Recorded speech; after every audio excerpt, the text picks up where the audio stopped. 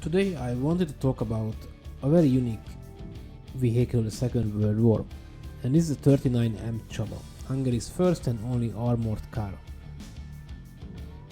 So the Csaba armored vehicle was a temporary solution that became permanent, and due to this reason it failed to meet its expectations.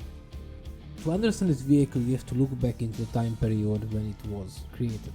In the late 1930s and early 1940s, the Hungarian kingdom faced a dilemma in its military modernization efforts. The country wanted to expand and upgrade its armored forces, but it didn't have the financial resources or the diplomatic connections to acquire or produce advanced tanks and other fighting vehicles.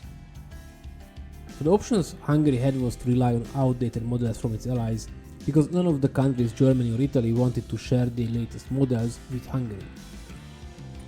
So Hungary had only one option: to design and build its own vehicles. With Hungary's limited industrial capacity and lack of technological expertise. This resulted in a series of prototypes and projects that never reached mass production or combat effectiveness. However, one of the vehicles did get rolled out, and this was the Csaba armored vehicle. Nicholas Strassler, a Hungarian engineer living in United Kingdom, he designed several armored cars for the British Army during the interwar period. Also, during these years he made a deal with the Weiss Manfred factory in Hungary to manufacture armored vehicles based on his design, and which was influenced by his earlier work on the Alvis AC2 armored car. Once the prototype was built, it went under trials in Hungary, and after successful trials in 1939, the Hungarian army placed an order for 61 vehicles. Next year, ordered another 40.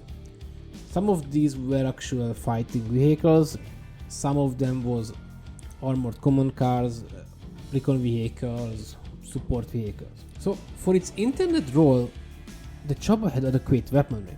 It had a 20mm anti-tank cannon, also had a parallel 8mm Gebauer machine gun mounted. The vehicle had a 9mm thick armor, so the vehicle also had an 8mm solo turn light machine gun that could be detached and used from the rear hatch to shoot to aircraft, but this was not really effective. The crew could dismount and carry this light machine gun when they were conducting reconnaissance missions on foot. Another remarkable and uncommon feature of this vehicle was that it had not one but two places to steer from. The usual one in the front and an extra in the back. The later version of this vehicle was created the following year, the 40M Csaba. There was a common variant, had an 8mm machine gun mounted on the turret, and also had an additional radio with a big wire mesh on the top.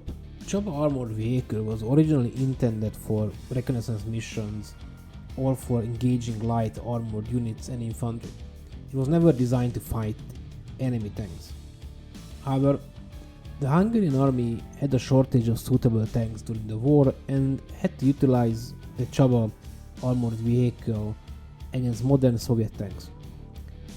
This proved to be highly ineffective, as the Csaba had thin armor and weak weapons that could not match the tanks of the Red Army.